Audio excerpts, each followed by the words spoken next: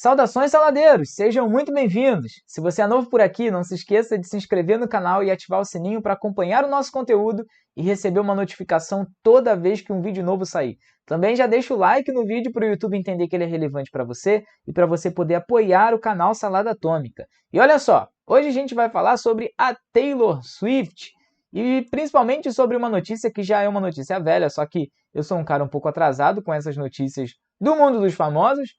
Mas no ano passado, essa aqui, por exemplo, é de novembro de 2023, do ano passado. Essa notícia está lá no portal da TV Cultura, no portal UOL. E saiu essa notícia de que a Taylor Swift é a artista que mais emite CO2, gás carbônico, com as suas viagens em jatos particulares. E a pressão sobre ela foi... Vamos tirar agora aqui isso da tela, porque já está fazendo muita propaganda, muito anúncio. A pressão que teve sobre ela em relação a essas emissões de CO2, a levou a, inclusive, vender o seu jatinho. E aí ela teve que leiloar, foi o que ela fez. Ela leiloou o jatinho particular, olha só. Que trágico para Taylor, né? Que trágico. Só que eu fiquei sabendo que ela tem mais um. É claro que celebridades assim, pessoas que fazem esses trabalhos internacionais, precisam de uma facilidade de locomoção. Então a gente não está aqui para julgar a utilização desses jatos particulares, até porque ela não é a única pessoa que faz isso, e celebridades não são as únicas pessoas que fazem isso, os políticos também fazem isso, outros profissionais de outras áreas também fazem isso, empresários. Quem tem condições vai fazer isso, obviamente, porque facilita muito o trajeto. Mas a grande questão para a gente aqui no Salada Atômica é trazer esse assunto de volta, falar sobre emissões de CO2 e entender um pouquinho melhor a ciência por trás disso. Porque a gente fala muito, o CO2 é prejudicial, o CO2 é prejudicial, mas poxa, seres humanos liberam CO2 na respiração. Então a gente precisa entender até que ponto, em que níveis de concentração isso é prejudicial e o que a gente pode fazer para tentar diminuir essas emissões. Mas também precisamos entender por que as emissões de CO2 são prejudiciais. Eu acho que essa é a grande dúvida, pelo menos que sempre fica quando eu leio notícias sobre isso, que eles gostam muito de falar que o CO2 é um gás de efeito estufa, a galera fala muito isso por aí, mas raramente a gente vê alguma explicação sólida do porquê o CO2 é um gás de efeito estufa e os outros gases da atmosfera, como o oxigênio, nitrogênio, argônio, não são. O que torna o gás carbônico tão especial. E aí a grande questão está no quanto de energia esse gás é capaz de liberar. O que acontece é o seguinte, pessoal. O Sol ele emite energia em uma faixa muito ampla do espectro eletromagnético. É quase que uma luz branca. Então é energia pra caramba que ele emite para a gente. Só que as moléculas de gases na atmosfera não absorvem toda essa energia, não absorvem toda essa faixa do espectro. De acordo com a molécula, ela vai ter a capacidade de absorver uma faixa ou outra. Então, moléculas simples, como o oxigênio e o nitrogênio, olha, elas têm estruturas moleculares simples. O oxigênio, por ser uma molécula diatômica, ele tem ligações do mesmo tipo, assim como o nitrogênio, uma ligação tripla entre dois átomos iguais. Isso faz com que essas moléculas tenham uma capacidade um pouco limitada de movimento. Não há uma variedade muito grande na movimentação dessas moléculas. E é por conta disso, elas não têm uma variedade muito grande de absorção energética. Porque quando as moléculas absorvem energia, elas se movimentam mais. Não só na vibração, mas também nos movimentos axiais e transversais das ligações, dos orbitais e tudo mais. Quando há uma variedade grande, então, de ligações na molécula, a probabilidade de movimentação é maior. Isso significa que são moléculas que absorvem uma capacidade maior energética, de energia, ou uma faixa maior do espectro eletromagnético. E aí acontece o seguinte, para essas duas moléculas aqui, ó, por exemplo, para esses dois gases, a faixa do infravermelho praticamente não existe. É como se elas nem vissem ele passando. O infravermelho passa, o oxigênio e o nitrogênio nem viu. Agora, já gases como o CO2 possuem moléculas mais complexas, como é esse caso aqui, ó. Ligações de tipos diferentes que têm probabilidades maiores de movimentos. E aí, com essa probabilidade maior de movimentação, significa uma capacidade maior de absorção de espectros do visível ou do invisível, como é o caso do infravermelho ou ultravioleta. No caso do gás carbônico, o gás carbônico absorve ali uma faixa que eu coloquei ali em cima, ó, entre 2.000 e 15.000 nanômetros. Então, a faixa do infravermelho, quase toda o gás carbônico é capaz de absorver. Assim como o metano, que eu coloquei aqui. Então, se ele absorve, ele armazena essa energia e depois transmite. Essa é a grande questão. O gás carbônico consegue absorver e transmitir energia na faixa do infravermelho. E dessa transmissão energética, 50% volta para a Terra. Ele dissipa para o espaço os outros 50%, mas a metade da concentração energética que esse gás que está presente, uma concentração bem relevante na atmosfera, absorve, vem direto para a Terra. Essa energia vai sendo acumulada aqui. E quanto maior a concentração de CO2 na atmosfera, ou de outros gases de efeito estufa, como são também os óxidos de enxofre, por conta dessa variedade molecular, quanto maior a concentração desses gases, maior a quantidade de energia que começa a ficar retida aqui na atmosfera. Isso aumenta a temperatura do planeta, aumenta a temperatura da crosta terrestre, a temperatura média, né? Temperatura média. Pensar que a gente está falando da superfície do planeta, né? Então, por isso que esses gases são chamados de gases de efeito estufa, porque esse efeito de reter energia, fazendo com que a temperatura aumente, lembra muito uma estufa. Beleza? Então, olha só, por isso que o CO2 é um gás poluente. Por isso que a gente vai começar a falar sobre o CO2 e por isso que as emissões de CO2 são muito problematizadas. Agora, voltando a falar da Taylor, precisamos entender um pouquinho melhor sobre o jato utilizado por ela. Bom, segundo eu li, a Taylor tem 2 jatos, mas o jato que foi o grande problema aí da questão é o Falcon 900. Eu fui atrás de informações sobre esse jato e o consumo médio dele de gasolina é 303 galões por hora. Isso equivale aqui a uma média de 3,8 litros por hora. Então, com isso, a gente consegue aí seguir um caminho para entender o quanto a Taylor consumiu de gasolina em uma determinada faixa de tempo, e a gente pode ser capaz, inclusive, de calcular o quanto de CO2 ela emite nesse intervalo de tempo. E a gente precisa, então, ter um intervalo de tempo. E eu encontrei no Globo.com que a Taylor viajou num período ali de 6 meses, uma média de 500 horas no ar. É bastante tempo, você imagina. Se você não tem paciência para aguentar um voo de 2, 3 horas, você imagina viajar por meses assim. Claro, gente, pelo amor de Deus, não são 500 horas diretas no ar, tá? Somando todas as viagens que ela fez nesse intervalo de 6 meses, deu uma média de 500 horas. E aí é o seguinte, se a gente tem essas informações, a gente então consegue, a priori, calcular o quanto de gasolina esse jato consumiu em 500 horas de voo. É isso que a gente vai fazer agora. Primeiro, a gente precisa converter esse valor ali em GPH, que são galões por hora, galões americanos por hora, em litros por hora. E aí essa conversão vai ser simples. Então aqui a gente vai primeiro converter. Vamos fazer uma conversão simples aqui. Bom, 1 galão por hora, 1 GPH, equivale a 3,8 litros por hora de gasolina. O valor que é consumido pelo jato da Taylor é 303 galões por hora. E aí a gente encontra aqui um volume inicial de gasolina por hora. E aí esse volume vai dar, eu fiz aqui a conta antes, 1.151,4 litros por hora de gasolina. Você vê como é que é a mente, né, do cara doido. Eu falei hora já pensando na palavra gasolina. Aí eu falo ola, né? Virei o Cebolinha aqui agora. Gasolina. Beleza. A primeira coisa que a gente fez. Mas sabemos que a Taylor viajou por 500 horas. Bom, se a Taylor viajou por 500 horas, olha lá. Olha só. A gente vai pegar aquele valor ali, ó, que foi 1.151,4. Esse volume de gasolina é o consumido em 1 hora. É a quantidade de gasolina que aquele jato consome em 1 hora de voo. E aí, o V2 que a gente vai encontrar aqui, olha, é o equivalente a 500. Basta a gente multiplicar aquele valor ali por 500. Esse V2 aqui... Opa, vou deixar assim, senão vai parecer que é uma divisão. O V2 que a gente encontra aqui é 575 mil, tá atrás da minha cabeça, né? 575.700 litros de gasolina.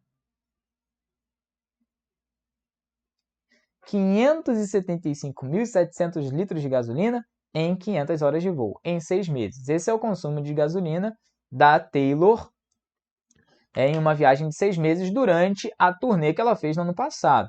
Eu não sei se vocês chegaram a ver imagens da turnê, mas foi uma coisa grande, né? Eu tenho algumas imagens aqui que vão passar aqui atrás de mim, mas foi um negócio exorbitantemente grande. Ela viajou o mundo todo praticamente, inclusive teve aqui no Brasil, fez vários shows e tal. Então, pô, a gente está pensando numa turnê internacional. Esse consumo de gasolina é até que uma média ali aceitável para uma turnê internacional. Vamos supor que a Taylor também não estava sozinha dentro desse avião, tinha toda uma equipe e tudo mais. Bom, então a gente tem o volume de gasolina que a Taylor consumiu em 6 meses. Temos esse volume que ela consumiu em 6 meses. Isso vai ser interessante para a gente em termos de massa. Então, para a gente saber a massa dessa gasolina, a gente precisa saber o que é gasolina, né? Gasolina é alguma coisa. Bom, a gasolina utilizada nesses jatos é a Avegás. Eu dei uma procuradinha sobre ela. Essa gasolina é uma gasolina com alto índice de octanagem, o que significa é que há uma porcentagem muito grande de isooctano, que é essa molécula que está ali. É a molécula principal da gasolina. A gasolina é uma mistura, tem outros compostos, mas o principal autor da combustão que gera a energia da gasolina é o isooctano. E aí, se a gente considerar que a Avegás tem um alto índice de octanagem, vamos considerar aqui, para fins didáticos, que 100% dessa gasolina é isooctano, beleza? Vamos considerar esse alto índice de octanagem, essa alta octanagem 100%. E a densidade dessa gasolina é 760 gramas por litro. Vale lembrar que a densidade é igual a massa sobre o volume. E nós temos a densidade e o volume. A densidade, 760, é igual à massa que a gente quer descobrir da gasolina sobre o volume que a gente encontrou, que é 575.700. Isso em termos de litros, justamente para a gente achar esse valor de massa ali já em gramas. Então, esse valor de massa aqui, ó, calma, se segure. Vai dar aproximadamente 437 toneladas, ou 437 vezes 10 a sexta gramas, que é toneladas. 10 a sexta gramas é toneladas. É um valor enorme de massa, né? Isso aqui é de gasolina. E aí, se a gente já está supondo que essa gasolina só tem isooctano, então isso aqui é de isooctano. Bom, tendo a massa de isooctano agora, para descobrir o quanto de CO2 a Taylor emitiu nesse período de tempo, a gente precisa entender qual é a relação desse isooctano com CO2. Essa relação está justamente na combustão do isooctano. Vamos lembrar que uma reação de combustão é uma reação que envolve um combustível e um comburente, que é o oxigênio. E nessas reações de combustão, sempre terá a liberação de gás carbônico e água no estado de vapor por conta da alta temperatura que essa reação acontece. Bom, o isooctano tem fórmula molecular C8H18. Aqui ele está com o oxigênio, que é o comburente, gerando gás carbônico e água. Agora a gente precisa fazer o balanceamento dessa equação para entender em que proporção molar essa reação acontece. Bora lá. 8 carbonos do lado esquerdo, então a gente multiplica aqui o gás carbônico por 8 mols para ter 8 carbonos. 18 hidrogênios do lado esquerdo, 2 na molécula de água. Se a gente multiplicar 9 mols de moléculas de água, a gente vai ter 18 mols de hidrogênio do lado direito também. Agora falta o oxigênio. 8 vezes 2 dá 16. 16 mais 9 dá 25. Sendo 2 oxigênios em cada molécula, a gente coloca 25 sobre 2 para encontrar a quantidade, a proporção molar ali de oxigênio. Fechamos aqui. Bom, para que serve esse balanceamento? A gente quer a relação de isoctano e CO2. O consumo de gasolina, a gasolina está lá já, o consumo de gasolina com a produção de CO2, que é o gás carbônico. Então, a proporção molar disso, ó, é a seguinte. Como a gente não colocou nenhum coeficiente estequiométrico aqui, é porque a gente fixou em 1. Então, aqui é 1 mol de isoctano. Então, a gente sabe que 1 mol de C8H18 produzem ou liberam 8 mols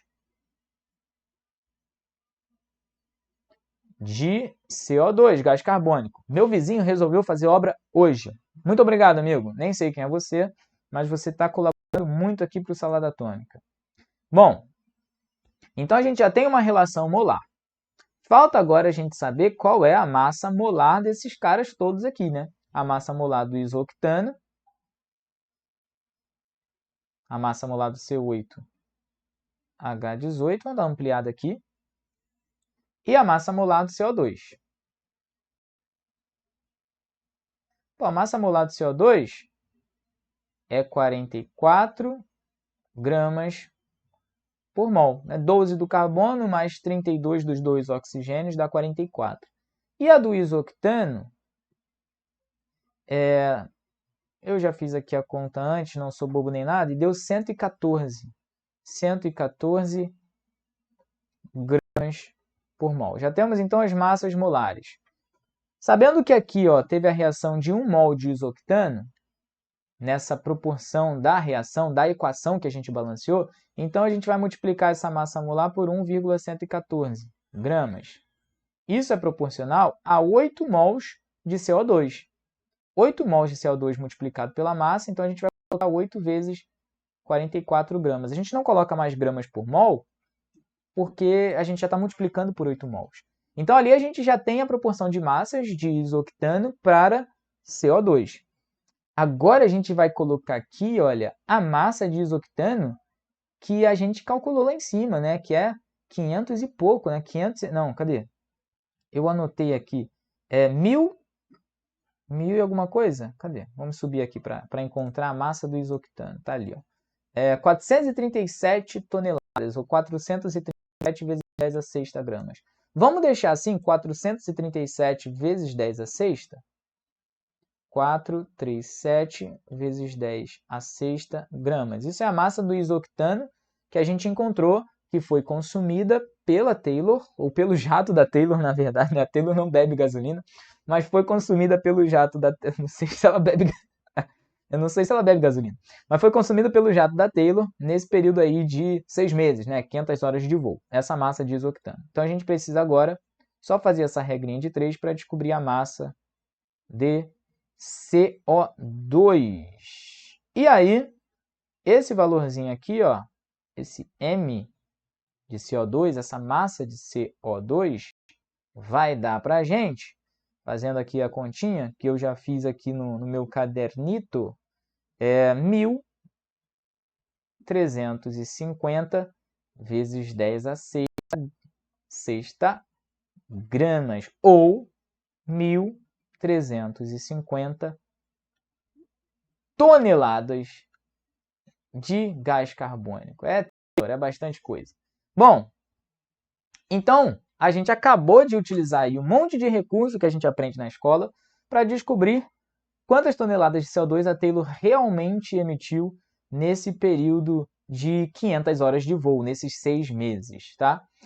Utilizamos densidade, utilizamos concentrações, utilizamos... Mais o que a gente utilizou aqui? Bem tranquilo fazer isso, né? Mas foi interessante, porque é legal a gente ver o que de fato aconteceu e que a gente é capaz de realizar essas determinações. Agora, o que acontece é o seguinte, eu fiquei sabendo também, eu tenho aqui uma notícia de que a Taylor, ela, de alguma maneira, financia organizações nos chamados créditos de carbono. Ela compra créditos de carbono. Você já ouviu falar nisso? Existe isso. Algumas celebridades, algumas indústrias compram créditos de carbono justamente para compensar aquilo que elas emitem.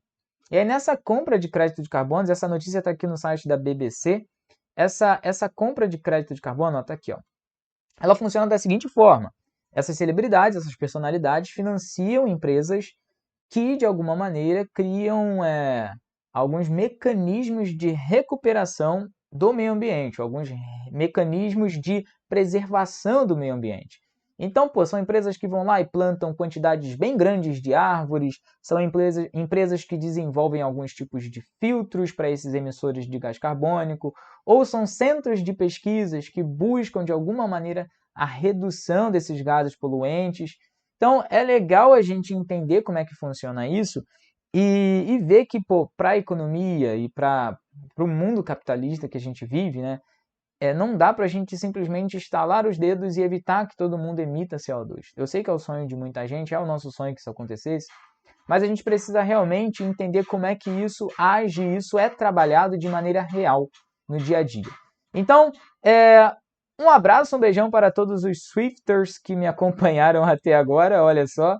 Eu espero que você tenha aprendido também um pouquinho de química, porque a gente viu bastante coisa aqui hoje e foi bem construtivo para mim ter feito isso daqui, eu achei muito legal e eu espero que você também tenha, acima de tudo, aprendido e se divertido com aquilo que você aprendeu, beleza? Um grande abraço para você, seja você um Swifter ou não, seja você só um estudante de química que está aqui tentando entender sobre o efeito estufa.